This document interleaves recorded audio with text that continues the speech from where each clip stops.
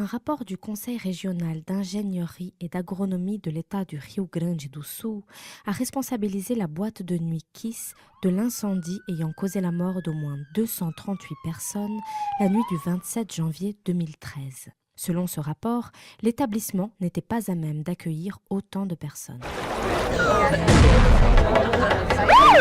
J'ai pas bien compris. Est-ce que tu peux tout dire d'une autre façon? Ok, allons-y. Les lieux fermés, tels que les salles de concert, les cinémas ou les centres commerciaux, doivent respecter un certain nombre de normes de sécurité pour pouvoir accueillir autant de personnes.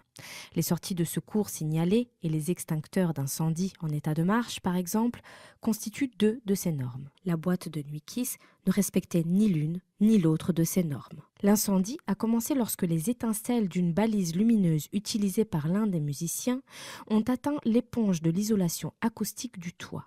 En contact avec l'éponge, les flammes se sont rapidement propagées. Et savez-vous que l'incident qui commence par le toit n'est pas le même que l'incident qui commence par le sol? Lorsque le feu vient du sol, le bout de la flamme part vers le haut où il y a le plus d'oxygène. Dans ce cas, une solution de sécurité peut être de ramper jusqu'à la sortie de secours. Durant les premières minutes de l'incendie, il y a encore un peu d'oxygène pur à respirer à proximité du sol, le temps de trouver le chemin de la sortie.